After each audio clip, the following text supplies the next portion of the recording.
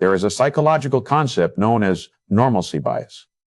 It is the brain's dangerous tendency to believe that because a disaster has never happened to us, it never will. We lock our front doors at night, turn off the porch light, and slip into our soft beds wrapped in the profound illusion of absolute security. In a quiet neighborhood in Springfield, Missouri, a fierce and fiercely loving mother named Cheryl had just bought her dream home. It was supposed to be a beautiful fortress of new beginnings. Her daughter, 19-year-old Susie Streeter, was a creature of meticulous habit. She parked her car in the exact same spot on the driveway every single day. She was outgoing, relentlessly happy, and dreamed of following in her mother's footsteps to become a hairdresser. Her childhood friend, 18-year-old Stacy McCall, was a striking local model with a bubbly, infectious spirit. They lovingly called her Spy Stacy because her wandering mind was always drifting into delightful daydreams. They had proudly walked across the stage to receive their diplomas from Kickapoo High School. The evening air was thick with the scent of summer and the intoxicating promise of the rest of their lives. But fate was about to reunite these two former grade school friends in the cruelest of ways.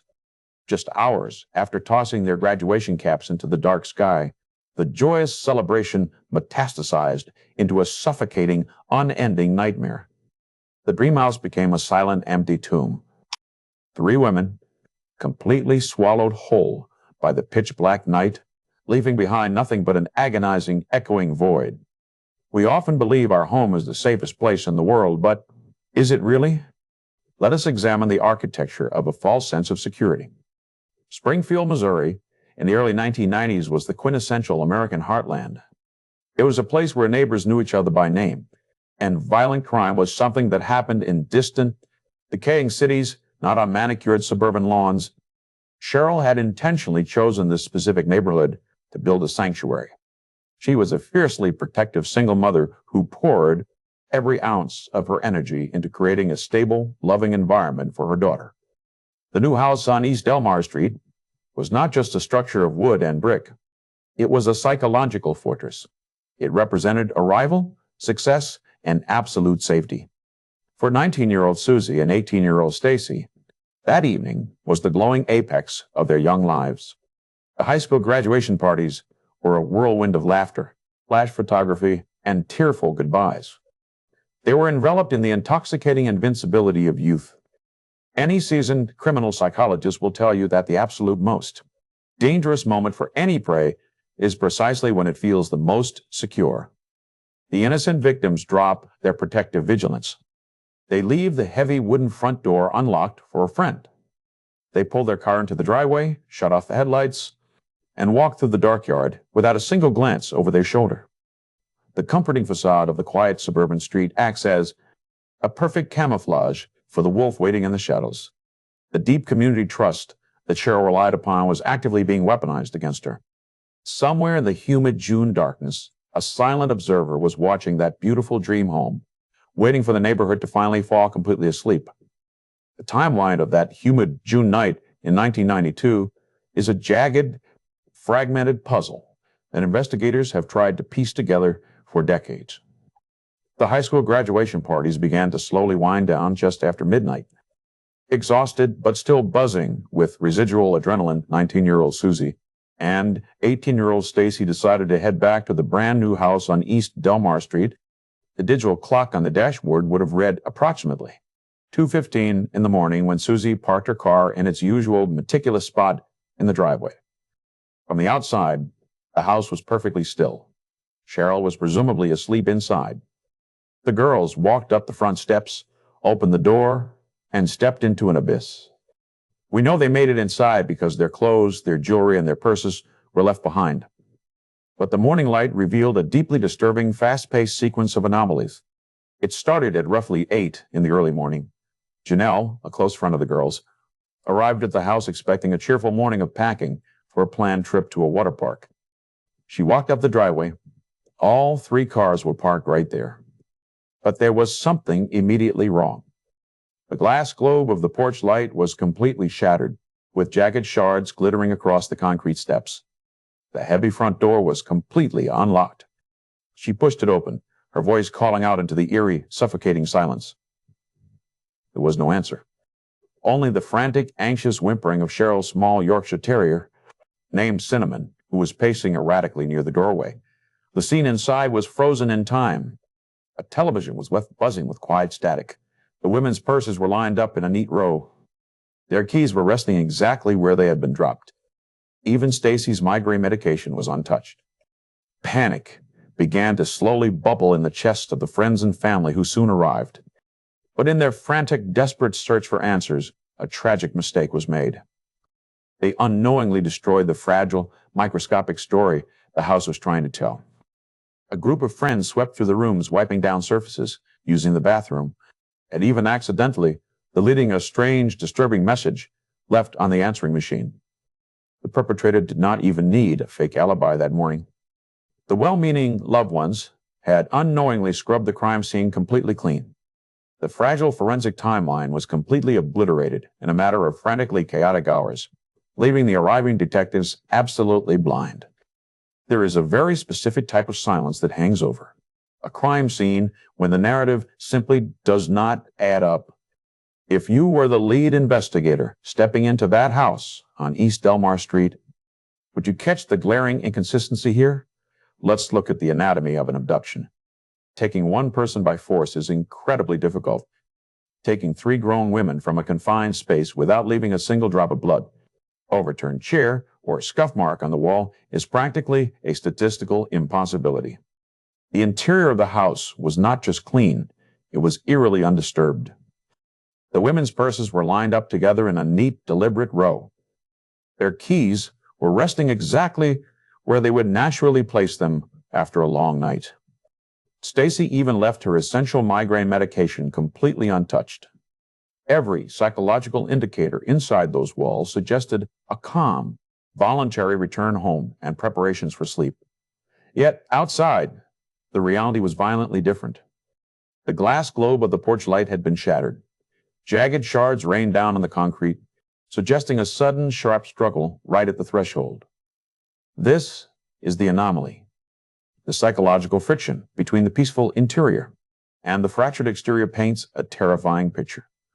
It tells us the women were perfectly relaxed inside, perhaps getting ready for bed when a catalyst drew them to the front door. Was it a knock? A voice they recognized? The shattered glass implies panic, but the meticulously arranged purses imply absolute submission. An intruder did not hunt them through the halls. The wolf simply knocked, and the sheep opened the door. And then, there is the ghost in the machine. A strange, deeply disturbing message had been left on the house answering machine. Before the police could properly secure the recording, a well-meaning friend, acting in sheer panic, accidentally hit the delete button. The tape word clicked and erased the only auditory footprint the perpetrator might have left behind. Was it a taunt? Was it the agonizing sound of the abduction itself captured on a pocket dial? We will never know. The investigator is left staring at 3 parked cars, 3 untouched purses, and a shattered light bulb. The perpetrator did not just steal 3 lives. They orchestrated a seamless, vanishing illusion that defied every known law of criminal behavior. The anomaly is not just what was taken. The true nightmare is how meticulously nothing was left behind.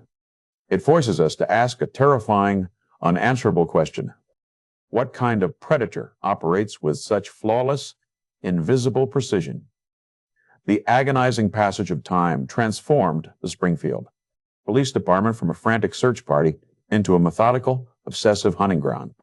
The tip lines rang thousands of times, but true criminal psychology dictates that the most dangerous predators do not hide in the dark.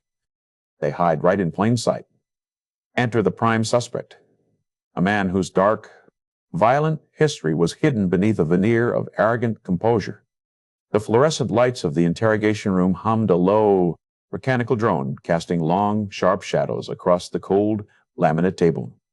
The lead detective slid a manila folder across the smooth surface, the thick paper scraping loudly in the stifling silence.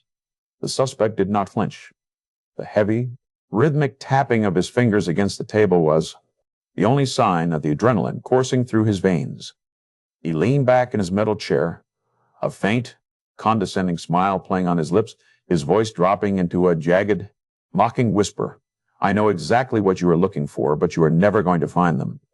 This is the ultimate cat and mouse game. The investigator pushed forward, his eyes locked onto the suspect's dilated pupils, searching for a microscopic crack in the grand illusion. He leaned in, his tone dropping into a low, unwavering baritone. You were in town that night. Your alibi for the early hours of Sunday morning is a house of cards waiting to collapse. The suspect slowly tilted his head, his breathing perfectly regulated, a terrifying hallmark of the psychopathic ego. He thrived on the absolute power of withholding the one thing the entire country was desperate to find. The detective began to systematically strip away the carefully constructed timeline. He slammed a crime scene photograph onto the table, his voice rising with controlled fury. You did not just break a porch light. You meticulously planned this. You wanted the control. You needed the absolute power of watching 3 vibrant women vanish by your own hand. The alibi began to violently fracture under the relentless pressure. The suspect had claimed he was asleep, far away from East Delmar Street, but witness testimonies and timeline discrepancies painted a far more sinister reality. This was never a crime of simple opportunity. It was an act of pathological control. The predator did not want money. He did not want a ransom. He wanted the terrifying, godlike authority of erasing 3 human beings from the face of the earth without leaving a single fingerprint behind. The interrogator leaned closer, his breath practically hitting the suspect's face, demanding, "Where did you take them?" But the suspect merely closed his eyes, savoring the frantic desperation in the room. He leaned forward, his voice a chilling, hollow rasp. They are resting peacefully, and I am the only one who holds the map. The interrogation room became a suffocating vacuum. The detectives realized they were not just fighting a criminal. They were fighting an ego that had elevated itself to the level of a phantom. The suspect knew that as long as the bodies remained hidden safely beneath the damp Missouri soil, or perhaps buried deep beneath the thick concrete of a new construction site, he held the ultimate victory. The unraveling of his alibi exposed the darkest truth of all. The silence was his greatest weapon, and he was absolutely refusing to drop it. The human mind is exceptionally gifted at constructing alternate realities when cornered. In the complex theater of the criminal justice system, a defense attorney does not actually need to prove absolute innocence. They only need to manufacture one single microscopic shadow of reasonable doubt. The defense team built their fortress around the total absence of physical evidence. They paced in front of the jury box, their voices echoing with practiced indignation. They argued that the Springfield Police Department was under immense public pressure, desperately grasping at straws to solve a high-profile mystery. Their counter-argument was deceptively simple and chillingly plausible. They claimed that their client was merely a convenient scapegoat, a man with a troubled past who was forcefully shoved into the spotlight to appease a terrified community. They pointed to the obliterated crime scene. They reminded everyone that the well-meaning friends had scrubbed away any potential DNA. Fingerprints or fibers. How can you convict a man, they asked, when the state cannot produce a single drop of blood, a single eyewitness, or even the bodies of the victims? The defense painted a picture of 3 women who simply chose to walk away and start new lives, abandoning their purses and cars to stage a disappearance. It is an absurd theory, completely ignoring the shattered porch light and the agonizing panic of a mother leaving her beloved dog behind. But in the sterile, air-conditioned courtroom, surrounded by legal jargon, the illusion becomes remarkably compelling. Let us pause for a moment. Put yourself in that very room. Look at the absolute void of forensic proof. If you were sitting on the jury, would you buy this explanation? In the vast majority of criminal cases, the gavel eventually falls. There is a definitive verdict, a harsh sentence, and a concrete ending that allows the grieving families to finally begin the excruciating process of healing. But for the families of the Springfield 3, there has been no gavel. There has been no courtroom catharsis. The cruelest verdict of all is the unending, suffocating silence of a cold case. Days bled into agonizing months, and months mutated into decades of hollow, unanswered questions. The justice system demands a body, a weapon, or a confession, but the families are left with nothing but an empty house and faded photographs. Imagine the psychological torture of waking up every single day for over 30 years, wondering if today is the day the phone will finally ring. Stacy's mother, Yanis, became a relentless, fierce advocate for the missing, refusing to let her daughter become just another dusty file in an archive. She stood before a sea of reporters, her eyes hardened by unimaginable loss, her voice trembling but resolute. We are not asking for a miracle. We are simply asking for the truth, because someone out there knows exactly where our girls are. That is the true, enduring tragedy of this vanishing act. The perpetrator did not just steal 3 futures, he sentenced the surviving loved ones to a lifetime of psychological purgatory. The law requires definitive proof to deliver justice, but the absolute absence of that proof is exactly what allows the phantom to remain free. The case file remains frustratingly open, a haunting testament to a flawless crime that continues to mock the very concept of true closure and lasting peace today. 19-year-old Susie Streeter, 18-year-old Stacy McCall, and 47-year-old Cheryl Levitt deserve to be remembered not merely as a tragic mystery, but as vibrant, fiercely loving women whose lives were violently stolen on the absolute precipice of their greatest chapters. Their legacy must serve as a permanent, chilling masterclass in situational awareness. We must actively learn from the terrifying perfection of this crime. The most dangerous predators in our society do not necessarily wear masks or break through heavy glass windows in the dead of night. They rely entirely on our innate human desire to be polite, to open the door, to trust the familiar. The ultimate red flag is the individual who demands your immediate attention precisely when you are the most isolated and vulnerable. If you find value in these psychological deep dives into the criminal mind, please subscribe to the podcast and share this episode, because keeping their names alive in the public consciousness is the only weapon we truly have left against the suffocating dark.